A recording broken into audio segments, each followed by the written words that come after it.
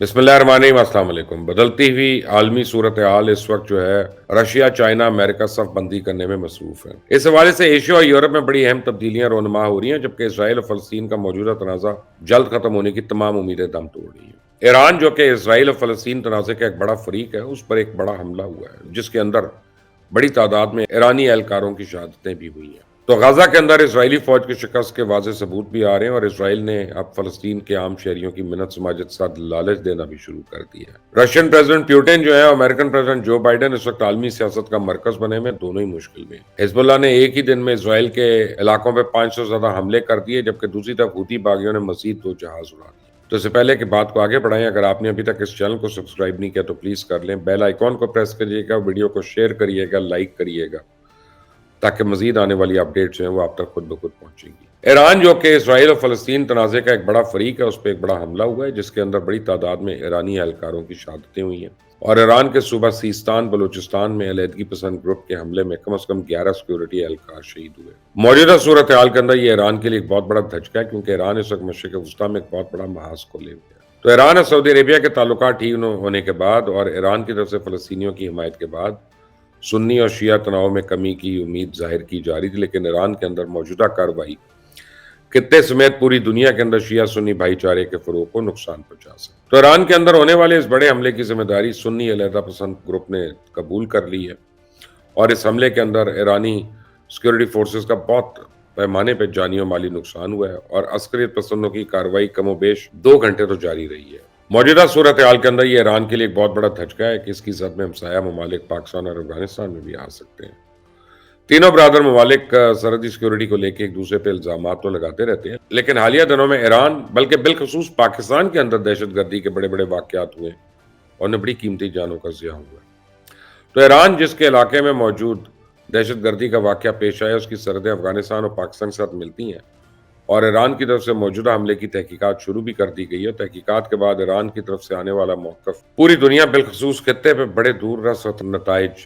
मुरतब कर सकता है। तो सन 2024 दुनिया के बेशतर ममालिक में इलेक्शन का साल है और पूरी दुनिया की नजरें इस वक्त अमरीका और रशिया पर लगी हुई हैं। क्या रशियन प्रेसिडेंट पुतिन जो है वो बगैर इसी तरह अपने अज़म और कार्रवाइयाँ जारी रख सकेंगे, या फिर जो बाइडेन और उनकी पार्टी के हारने से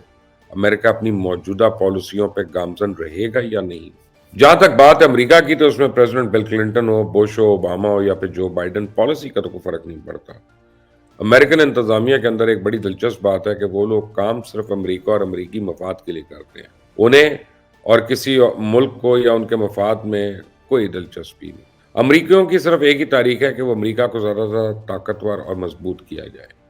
और अमेरिका में आने वाले किसी भी ओहदेदारान या हुक्मरान को अमेरिकी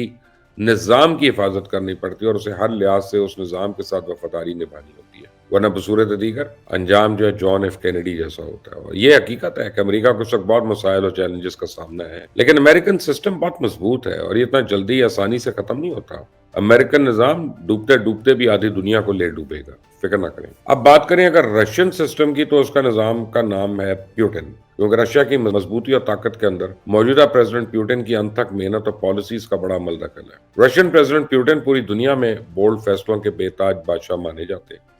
वो दुश्मनी और दोस्ती किसी हद तक भी निभाते हैं और दुनिया की किसी भी ताकत से टकरा जाना उनके लिए कोई अहमियत नहीं है।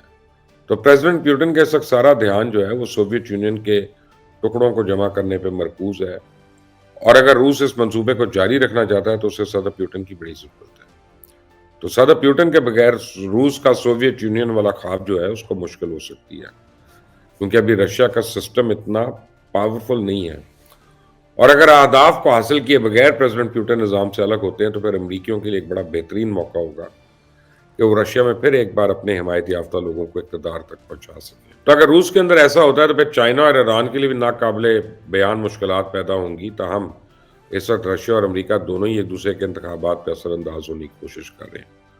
और एक इलेक्शन जो सबसे ज़्यादा आलमी सूरत हाल पर असरअंदाज हो सकता है वो पाकिस्तान का इलेक्शन,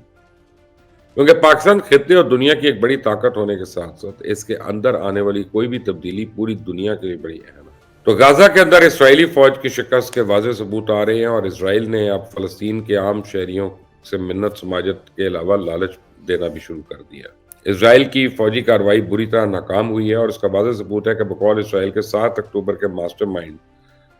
یحییٰ سنواری غازہ میں ہی موجود ہے، لیکن ان کی گرفتاری کے لیے ابھی تک اسرائیلی فوج کو 1% کی کامیابی نہیں ہوئی۔ تو اسرائیل کا سرنگوں کے اندر پانی چھوڑنے والا منصوبہ بھی بری طرح ناکام ہوا اور اس کے ٹائم اور پیسے کے ضیاع کے علاوہ کچھ حاصل نہیں ہوا۔ تمام تر عسکری کارروائیوں کے بعد اس وقت اسرائیلی فوج نے اپنی ہار کا اعلان کیا اور فلسطینیوں کو لالچ دینا شروع کر دیا۔ تو اسرائیلی فوج کی طرف سے فلسطینیوں سے اپیل کی گئی ہے کہ یحییٰ سنواری کی گرفتاری میں اسرائیلی فوج کی مدد کریں اور یحییٰ کے بارے میں مصدقہ اطلاعات فراہم کرنے اور ان کی گرفتاری میں مدد کرنے والے فلسطینی کو $4 لاکھ اس کے علاوہ مراد سے بھی نوازا جائے گا۔ تو اسی طرح اسرائیلی فوج نے حماس کے دیگر قیادت کے سروں کی بھی قیمت لگا دی ہے، جو کہ لاکھوں امریکی ڈالر بنتی ہے۔ تو اگر پیسے دے کے ہی فلسطینی جنگجوؤں کو خریدنا تھا تو پھر اتنا بڑا محاذ کھڑے کرنے کی، بڑکے مارنے کی، معصوم فلسطینیوں کے خون سے ہولی کھیلنے کی کیا ضرورت تھی؟ تو اسرائیل کے اس اعلان سے فلسطینی جنگجوؤں کے حوصلے مزید بلند ہوں گے، کیونکہ انہیں اسرائیلی فوج کی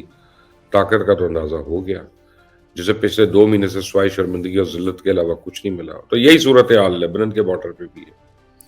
جہاں لیبنیز تنظیم حزب اللہ نے اسرائیلی کارروائیوں کا منہ توڑ جواب دیتے ہوئے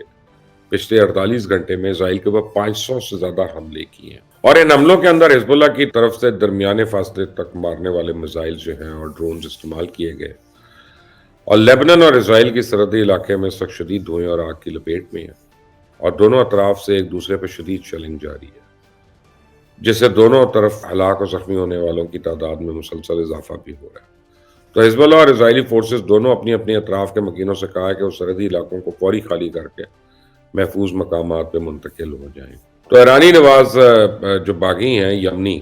انہوں نے بحیرہ احمر میں کارروائیاں جاری رکھی ہوئی اور اسرائیل کی طرف جانے والا کوئی بھی جہاز محفوظ نہیں ہے۔ حوثی باغیوں کی تازہ کارروائی میں اسرائیل کی طرف جانے والا ڈنمارک اور بلغیریا کے جہازوں کو نشانہ بنایا گیا۔ اب باغیوں کا کہنا تھا کہ جہازوں کو وارننگ دی گئی تھی کہ اسرائیل نہ جائیں اور اپنا رخ تبدیل کریں، لیکن بار بار وارننگ کے باوجود جہاز کے عملے نے اس کو نظر انداز کیا، جس پہ جہاز پہ کروز میزائل دے مارے۔ تو میزائل لگنے کے بعد جہازوں میں آگ بھڑک اٹھی، کنٹینرز تباہ ہو گئے، تاہم